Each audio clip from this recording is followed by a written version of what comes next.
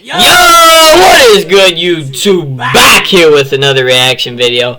We got Big Ten Power Rankings, Ohio State on top, Oregon at number 2 with Dylan Gabriel. Let's get right into it. 7 Sports have released their Week 1 Big Ten Power Rankings. Ohio State, number 1! Yes, sir. Fear the Bucks, bro. We come before it all, man. Go Bucks. Right here. Go Bucks. Go Bucks. Yeah, fuck Michigan. You can check out those full rankings live. Damn, Michigan State's last. Damn. Before you get there, let's break it down as we welcome in college football reporters Brandon Marcello and Tom Fornelli of the Cover 3 pod to discuss. These guys are reacting to this list. They didn't make it, so I just want to make sure as we're reacting here that the fans at home know where we're starting here.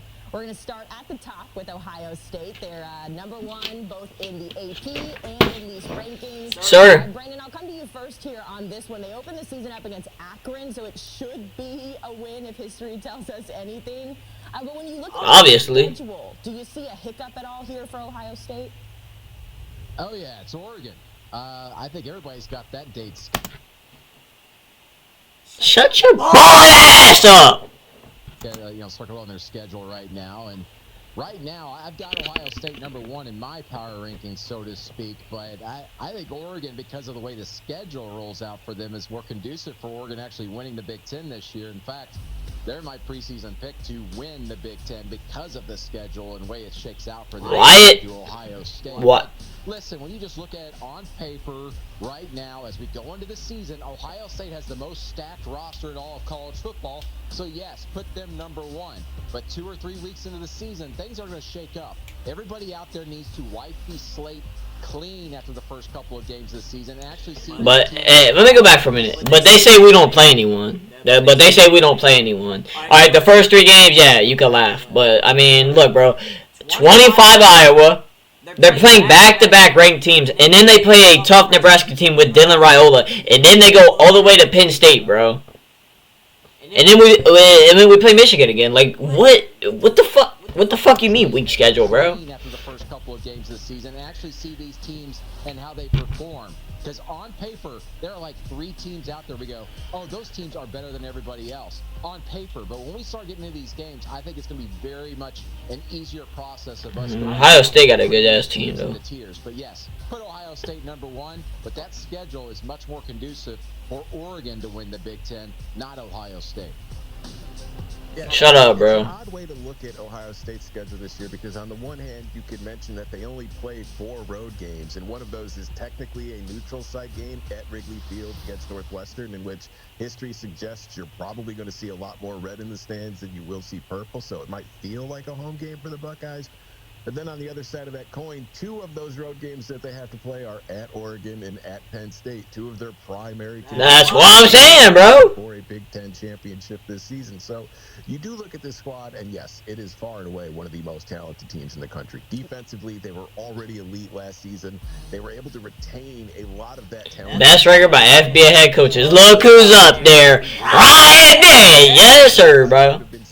All I gotta say is, bro, but hey, bro, you gotta beat the team up north for us, bro, and you can stay, bro. Howard from Kansas State at QB. You get Quinshon Judkins out of the transfer portal from Ole Miss. Yeah, we're gonna fucking destroy Akron, bro. National title or bust for the Buckeyes. So while I don't know that they will win the Big Ten, I don't see how they could start the season anywhere but number 1 in these power rankings. They are number 1 in these power rankings, number 2 in the AP rankings. I wanted to correct that there. Let's go over to Brandon's number 1 in the Big Ten if he had his choice. We're going to talk Oregon next. Of course, they check in at number 2 on these power rankings, but there's a lot to be excited about when you think about the Oregon Ducks in a new conference. Of course, they're going to have a new quarterback. Heisman favorite Dylan Gabriel checking in there, some new pieces as well. Tom, what excites you? Because we kind of already heard about from Brandon here, but what excites you about this Oregon team? And then, Brandon, I'll have you follow. Yeah, there's been some hype or some sell jobs about this. Yeah, they're going to be tough, bro. I ain't going to lie. The most talented Oregon roster that we've seen in the history of the program. And I think there's a lot of truth to that because what Dan Lanning has done a terrific job of since he took over the job is kind of bringing that Georgia model of recruiting to where they're landing big-ticket items out of the high school ranks, which you have to do to continue winning at this game in this day and age. But he's also kind of... Evan Stewart, he gonna be something else. Ted Johnson. Like Dylan Dylan Gabriel to come in to replace Bo Nix, so that way you're not relying on a more unproven commodity. You get a kid who's probably the most experienced quarterback in the country at this point. I feel like he's been around for the last decade. The question will be, Oregon was very talented last year too, but they couldn't get past Washington no matter how they were in 2 games. So what thinks you gonna beat Ohio State, bro? Oh, man, more talented roster. Look at us, bro. I'm not scared of Oregon, bro. Against Ohio State. Can Dan Lanning's team finally get over the hump and get that premier marquee win to really? Don't think so, bro. As a legit national title contender. Look at their schedule, bro. This shit's ass. I'm with you, Tom. Listen, this Oregon team to me is the most in comparability here to Georgia, just the way they're built in the trenches.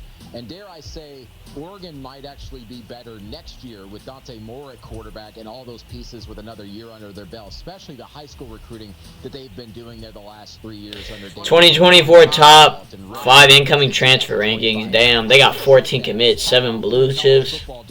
Damn. Florida up there too, Ole Miss, Alabama, Texas A&M. It's never happened. This is the first time ever. Most total TDs in FBS history. He's tied with Bo Nix right now, but he at the end of the season he'll probably break it. Going into this season, and this season they're a Big Ten contender, and as a result, a contender for the national championship. They will open the season against Idaho this week. Fucking Idaho, bro.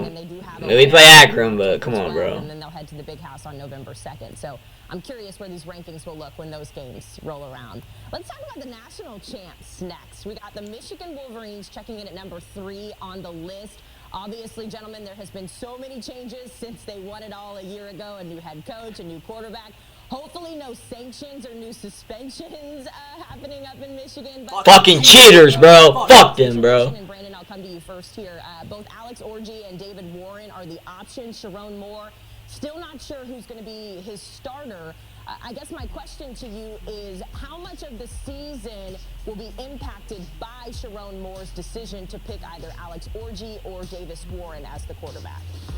Listen, the quarterback spot there is not as important as it is at, say, maybe in Ohio State even, or even like, say, an LSU, where there's such contingent on what happens with the quarterback. Having said that, I think it's very possible we see Michigan do something like they did a couple of years ago, where they might end up playing 2 quarterbacks in the first few weeks of the season to kind of get I mean, that's what we did last year, Ohio State. Around there. It's crazy to say this, but Davis Warren, a walk-on, a preferred walk-on, actually has more pass attempts in his Michigan career than Alex Orji. But Alex Orji's that dynamic guy, can run. He can do a lot of things on his feet. Yeah, I thought Orji would be the clear-cut favorite. I ain't gonna lie. In practices and in scrimmages last week, just threw 3 interceptions, according to our team site. Yikes. 24/7 Sports. So there's some hesitation there to name him right now because they want him to continue to compete and keep going forward. But having said that, I would not be surprised against Fresno State that we see both quarterbacks out there, not just because Michigan might blow out Fresno State, but because they want to see how both quarterbacks do out there in direct competition. But an incredible story here around Davis Warren, a walk-on, fought off cancer a couple of years ago. That's amazing, bro. It's amazing. Potentially start for Michigan, but in the end, I think it'll be Alex Orji. Yeah, what surprises me most, though, about the power ranking here is that Michigan, to me, for a defending national champion, has been written off, I feel like. And to see them at number 3 in these power rankings goes against the grain of what I've typically seen when it comes to ranking Big Ten teams. But I'm happy to see it because I tend to agree. I don't think Michigan is just going to completely fall off the face of the earth, even with all of the changes and even with the questions at quarterback going into the season. Because if we look to the other side of the ball, defensively, we talked about Ohio State earlier. We talked about Oregon and the defensive line. This Michigan defense might be the best in the country. It might have 3 first-round picks on it, and Will Jones. Best defense in the country? Huh? It's Ohio State! The fuck are you talking about, bro? On the offensive side of the ball, Alex Orji and the quarterback battle is obviously the biggest one, but they have to replace pretty much the entire offensive line as well, and we don't know what that's going to look like. But that we gonna have the best defense, bro. We scooped up Caleb down, still got basically the same defense, bro. Need a quarterback who's going to be able to make things happen with his legs if things break down in the passing game. But at the same time, if this defense is as good as I think it can be, Michigan might not need to score more than 17 points per game to beat just about everybody on its schedule. So I do think this Wolverines team is being slept on a bit. Bro. I don't think they are in contention. Well, Ohio State's gonna score more than 17, bro. You're bugging. I'm a licensed Nah, they're not holding us to under 17. Yeah, when it comes to that quarterback battle, Sharon Moore said they're going to see how practice rolls out this week, and he'll make a decision at some point before that game against Fresno State. So we'll have to keep our eye on it. Well, that should be fucking soon. Let's continue down our power Today's list. Tuesday. At number 4, and that's where we find Penn State. Of course, James Franklin. They'll be okay. It's now or never, I feel like, given how easy the schedule is for some. The big headline here with Penn State, they won't have to play Oregon, Michigan, or Iowa. They get the lucky motherfuckers, bro. But West Virginia, my bad. West Virginia's a loss. USC gonna be a tough game. Ohio State's a loss. I think they lose against West Virginia. I think West Virginia pulling off the upset. Like, look at how fucking easy the schedule is, bro. They play fucking Kent State, Bowling Green, Illinois. I mean, it's funny because it is mentioned, like, there's been plenty of talk about, you know, if the 12-team playoff had existed for the last decade, Penn State would have been in, I think, 6 times, and the narrative surrounding the Nittany Lions would be a lot different than what it has been because they have time and time again bumped their heads up against the Michigans and the Ohio States in the Big Ten East. But it's a double-edged sword because now that everybody thinks Penn State should be getting into the playoff, like we said, they have to get into the playoff now because those teams aren't on the schedule. They are no longer in the East. Yeah, look who's at the top of the fucking list. Ohio State. So if they fall short in this category, but yeah. On James Franklin's seat turned up quite a bit. Now, the good news is I do think Penn State is good enough to get to the playoff this season. I think offensively bringing in... I mean, with that schedule they play, bro, they should. Kansas, I think, will be a huge move for the Nittany Lions going forward because we saw during his time at Kansas and at Buffalo before that, he did not need, 4- and 5-star personnel to make things happen. He did not need superstar receivers to figure out ways to get guys open or tremendous offensive linemen to get running lanes to get guys room to run. Now he has some of that at Penn State. So it's really interesting to see what this Penn State offense is going to look like. I think it's going to be good for Drew Aller. I think it's going to be good for those running backs. Drew Aller sucked, man. A key wide receiver on that roster. I'm telling you, they are going to have some productive players at that position just because of Andy Kotelnicki's ability to scheme guys open. I think it's going to look a lot easier for the Nittany Lions on that side of the ball this year. And defensively, they're still going to be fantastic. So I think it's going to be a big season for Penn State. Get the fuck out of here, bro. Up against West Virginia this weekend. Let's talk about one of the other newer teams in the Big Ten. Of course, USC coming in at number 6 on their power rankings. First USC. You heard Josh Pate talk about the uphill battle that is the defensive side of the ball for Lincoln Riley, but he's hoping, even with no Caleb Williams, that they will start off with a bang against LSU to open the season. Brandon, I'm curious your thoughts at that number 6 spots here in the power rankings and just your season outlook for the Trojans this year. You know, it's crazy to say this, but I was talking to Lincoln Riley a month ago, and he said, Brandon, we're rebuilding this year. And he says, I don't think a lot of people outside of Los Angeles realize that we're rebuilding this year. And I was just like, I don't know necessarily that's the case, but they are rebuilding defensively. They had to just absolutely throw everything out there and change things up. Getting Deanton Lynn from across the city there at UCLA to bring him on board. They're gotten bigger. They need to do that in this defensive scheme they're changing to. Previously under Alex Grinch, they were just lighter. They were trying to close gaps out there in the defense and chase the ball down, which, hey, we saw them chase the ball down quite a bit to the end zone in the previous couple of years. They need to be much more physical in the Big Ten. We all know that. I kind of like their schedule. They obviously don't have any back-to-back road games this year in the Big Ten, which would be troublesome for anybody off on the West Coast. But listen, they're going to score points. We know that. Lincoln Riley does. Damn, they end the season with Notre Dame. Will be just fine, but defensively, neutral site. LSU's neutral site. I think LSU wins in a close game, and I think Michigan beats them. And then they got to play Penn State too. Yikes. USC being a top 15 type of team. Yeah, me neither. Yeah. In the rankings later this year. Their defense, bro. When Caleb Williams was there, they had a hell of an offense, but their defense was so ass. Home for this season. LSU coming into this game 0-4 in its last 4 season openers. This is a big one, and I really kind of give the edge to LSU. Yeah, I think LSU gonna come out and win. A bit more figured out with the culture and a lot of returning pieces as far as just the core, the tenets of what Brian Kelly believes. Whereas with Lincoln Riley, I think there obviously has been wholesale changes with LSU's defense this year as well. But also USC, it just seems like that they're trying to change a lot more on both sides of the ball a little bit. New quarterback, but also they're trying to change things on how they do defensively. And my understanding is they're still learning quite a bit there, where LSU's a little bit more ahead of the curve. Yeah, USC. It's gonna be a down year for USC, but you know, we'll see how much of a rebuilding year it is. After this year, I think they'll bounce back to where they want to go. Let's wrap this one up. Talking about the Nebraska Cornhuskers, they come in at number 8. This is an intriguing team right here, bro. Second year from Matt Rule, trying to get things back in order out in Lincoln. I want to read this quote to you both, gentlemen, and we'll end. Nebraska gonna surprise a lot of people. This is from the website that did the Power Rankings, 24/7 Sports. It says no Michigan, Oregon, and Penn State in Big Ten play on the schedule there for Nebraska, setting up a chance to make a run for Indy and play in the Big Ten championship game.